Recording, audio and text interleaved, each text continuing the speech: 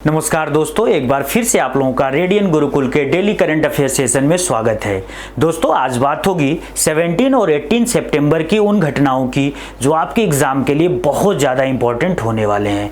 जो दोस्त चैनल पर नए हैं वे चैनल को सब्सक्राइब कर लेंगे ताकि उनको लगातार डेली करंट अफेयर्स के वीडियोज मिलते रहें। चलिए दोस्तों आज के सेशन को शुरू करते हैं और पहला धमाकेदार क्वेश्चन आपके लिए है, in which state did PM Modi launch the Subhadra योजना। तो कल यानी कि अपने जन्मदिन के अवसर पर हमारे देश के प्राइम मिनिस्टर नरेंद्र मोदी ने ओडिशा गवर्नमेंट की एक स्कीम लॉन्च की जिसका नाम है सुभद्रा योजना। तो बिल्कुल दोस्तों याद रखिएगा, ये जो सुभद्रा योजना है इसका संबंध किस स्टेट से है, तो ये ओडिशा गवर्नमेंट से है। ठीक है, और आप एक चीज याद रखिएगा, मैं बार बार कह रहा हूं कि कल यानी कि 17 सितंबर को स्टार्ट किया गया था और ये हमारे प्रधानमंत्री मोदी जी का 74th बर्थ एनिवर्सरी भी था, तो ये इसलिए और भी ज्यादा इंपॉर्टेंट हो जाता है। साथ ही इस पूरे स्कीम में टारगेट उड़ीसा सरकार का रखा गया है कि वो 1 करोड़ महिलाओं को कवर करेंगे और इसमें जितनी भी महिलाएं आएंगी 1 करोड़ के आसपास, उन महिलाओं को हर साल 10,000 यानी कि 10,000 का एनुअल फाइनेंशियल असिस्टेंस दिया जाएगा। वो भी उसको 2 इंस्टॉल में देंगे और ये पूरी की पूरी जो स्कीम होगी ये 5 सालों के लिए होगी। तो इस तरीके से हम कह सकते हैं कि इस स्कीम में ओडिशा गवर्नमेंट अपने यहाँ की जो महिलाएं हैं उनको 50,000 रुपए का फाइनेंशियल असिस्ट करेगी बिल्कुल आने वाले 5 सालों में, और इसको हर साल 10,000 वो भी 2 इंस्टॉल में देगी। तो ये बिल्कुल याद रखिएगा। यहां पर देखिएगा 1 करोड़ महिलाओं को इस योजना में टारगेट किया गया है। अगर हम उड़ीसा गवर्नमेंट की बात करें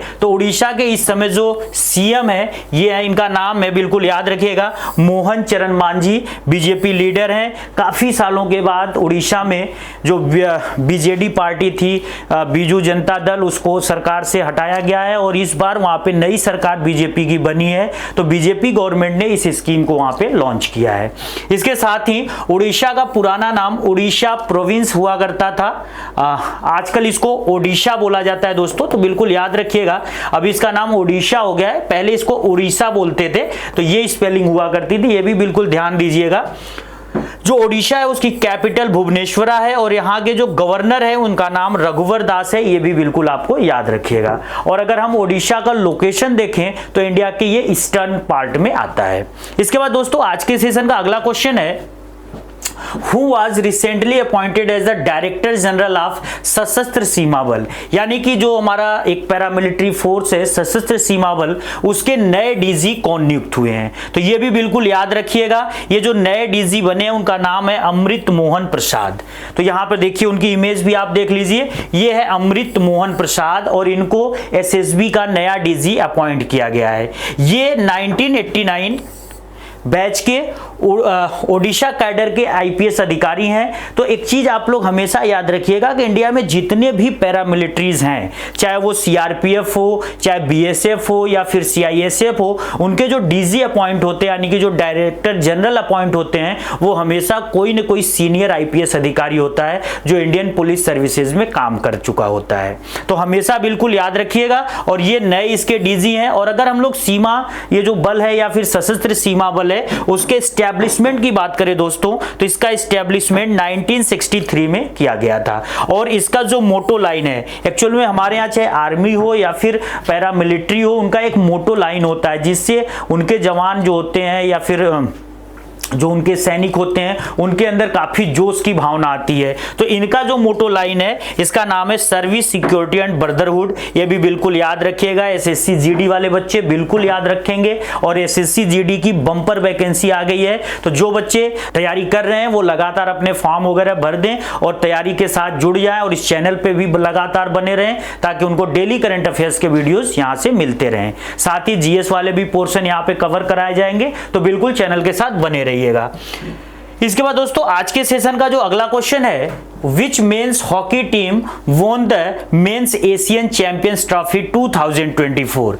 तो ये भी एक बहुत इंपॉर्टेंट क्वेश्चन है क्योंकि हॉकी का जो एशियाई चैंपियनशिप आयोजित किया गया था रिसेंटली, वो चाइना में आयोजित किया गया था। और कल यानी कि 17 सितंबर को इसका फाइनल मैच था और इस फाइनल मैच में हमारी टीम ने गोल्ड मेडल जीता, यानी कि इंडिया ने यहां पर पूरा का पूरा खिताब जीता है। बिल्कुल याद रखिएगा, हम लोगों ने फाइनल में किसको हराया, तो हम लोगों ने चाइना के साथ बिल्कुल क्लोज हमारा जो मुकाबला था उसमें 1-0 से हम लोगों ने जीत हासिल की। और अगर दोस्तों यहां पे एक चीज और याद रखिएगा, इंडिया इस मेंस एशियन चैंपियनशिप ट्रॉफी को 5वीं बार जीती है, जो कि अब तक किसी भी टीम ने इतनी बार नहीं जीती है। तो एशियन हॉकी का सबसे बड़ा जो चैंपियन है वो हमारा देश है और हमारे देश में इस समय हॉकी का गोल्डन पीरियड चल रहा है, क्योंकि लगातार 2 ओलंपिक में हम लोगों ने ब्रॉन्ज मेडल जीता था।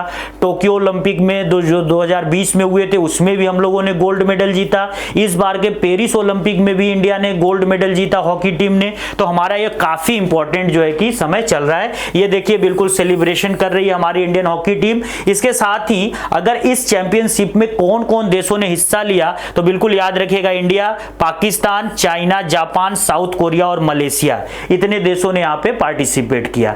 फाइनल में हम लोगों ने किसको हराया है, तो बिल्कुल ये भी याद रखिएगा कि चाइना को। और फाइनल में जो एकमात्र गोल हुआ वो हमारे देश के स्टार खिलाड़ी जोगराज सिंह ने किया था। ठीक है दोस्तों, इसके बाद आज के सेशन का बिल्कुल लास्ट क्वेश्चन है, What is the name of operation recently launched by India to provide humanitarian assistance to the countries affected by Typhoon Yagi? तो इस समय पूरी दुनिया में टाइफून यागी का आतंक मचा हुआ है। ये जो टाइफून यागी है एक तरीके का ट्रॉपिकल टाइफून है, या फिर कह सकते हो कि ट्रॉपिकल साइक्लोन है, जो साउथ ईस्ट एशियन कंट्रीज में तबाही मचा रहा है। साउथ ईस्ट एशियन कंट्रीज को अगर ग्रुप में कहा जाए तो इनको आसियान के नाम से जाना जाता है। तो आसियान कंट्रीज में स्पेशली कई ऐसे देश हैं जो पैसिफिक के कोस्टल लाइन पर हैं, साउथ चाइना सी के आसपास हैं, वहां पर बिल्कुल तबाही मची हुई है। और उनकी मदद के लिए हमारे देश ने क्या किया है, एक ऑपरेशन शुरू किया है और उस ऑपरेशन का बिल्कुल नाम याद रखिएगा, ऑपरेशन सद्भव। तो ये इंडियन गवर्नमेंट के द्वारा स्टार्ट किया गया है। और ये जो ऑपरेशन सद्भव है ये कहीं ना कहीं इंडिया की जो लुक एक्ट पॉलिसी है, एक्चुअल में एक पहले होता था लुक ईस्ट पॉलिसी, सॉरी यहाँ पे एक चीज ध्यान दीजिएगा कि लुक ईस्ट पॉलिसी हम लोगों की फॉरेन पॉलिसी जो होती थी उसका बड़ा हिस्सा होता था। और इसके बाद मोदी सरकार ने इस लुक ईस्ट पॉलिसी को एक्ट ईस्ट पॉलिसी में बदल दिया। तो इस समय हमारे जो विदेश नीति है, या फिर कह सकते हो कि जो हमारी फॉरेन पॉलिसी है, उसमें एक्ट ईस्ट पॉलिसी काफी ज्यादा इंपॉर्टेंट रोल रखती है। यानी कि हमारे पूर्व की तरफ जितने भी देश हैं वो हमारे लिए काफी इंपॉर्टेंट है, स्ट्रेटेजिकली भी और ट्रेड के अकॉर्डिंग भी। तो इसलिए इंडिया उनके लिए काफी ज्यादा प्रयास करता रहता है। और इसी दिशा में इस ऑपरेशन सद्भव को शुरू किया गया है, क्योंकि ये जितने भी कंट्रीज यहां पर हैं वो इंडिया के क्या है, ईस्ट में लोकेटेड हैं। स्पेशली आप देख लो यहाँ पे वियतनाम में सबसे ज्यादा तबाही मची हुई है। इसके अलावा लाओस है, कंबोडिया है, म्यांमार है, सारे देशों में यहां से देखिए ये पूरा का पूरा ये रूट है उसका, यागी टाइफून का। और यागी टाइफून इधर से जो है कि एंट्री कर रहा है। और एक चीज हमेशा याद रखिएगा कि इस बार का ये सबसे मोस्ट पावरफुल एशिया का टाइफून है। तो ये बहुत ही विकराल रूप धारण किया हुआ है और इंडिया अपने सहयोगी देशों को जो उसके एक्ट ईस्ट पॉलिसी में आते हैं उनकी मदद करने के लिए एकदम तैयार है। और उसके लिए जो उसने ऑपरेशन लॉन्च किया है उसका नाम भी याद रखिएगा, ऑपरेशन सद्भव। इसके बाद दोस्तों थोड़ी सी बात मैं यहाँ पे आपको बता दूं कि जो साइक्लोन होते हैं वो बेसिकली 2 टाइप के होते हैं, ट्रॉपिकल साइक्लोन और टेम्परेट साइक्लोन। जो ट्रॉपिकल साइक्लोन होते हैं ये ज्यादा खतरनाक होते हैं। इनका पहले तो जान लो कि जो ड्यूरेशन होता है ये काफी कम समय के लिए होता है, ये अप्रोक्सीमेटली 1 वीक के आसपास ही होते हैं। लेकिन जो टेम्परेट साइक्लोन होते हैं वो काफी लंबे समय तक होते हैं। इसमें जो विंड का मूवमेंट होता है ये भी थोड़ा चेंज होता है, जैसे ईस्ट टू वेस्ट मूव करते हैं ट्रॉपिकल साइक्लोन में एयर्स, जबकि टेम्परेट में ये वेस्ट टू ईस्ट हो जाते हैं। इसके साथ ही जो टेम्परेट साइक्लोन्स होते हैं इसमें जो बारिश होती है वो बड़ी धीरे धीरे होती है, तो ये बहुत ज़्यादा हार्मफुल वगैरह नहीं करते हैं, ये बहुत ज़्यादा कहने का मतलब तबाही वगैरह नहीं मचाते। लेकिन ये जो ट्रॉपिकल साइक्लोन होते हैं थोड़े ही समय के लिए आते हैं और इतना खतरनाक इसमें हवाएं बहती हैं और बारिश होती है कि पूरा का पूरा जो तबाही मचा देते हैं। तो इसीलिए बिल्कुल याद रखिएगा हमारे देश में दोनों प्रकार के साइक्लोन देखने को मिलते हैं। कभी कभी आप नाम सुनते होंगे जो हमारा बे ऑफ बंगाल है या फिर अरेबियन सी है, दोनों में काफ़ी साइक्लोन आते रहते हैं, तो वो हमारे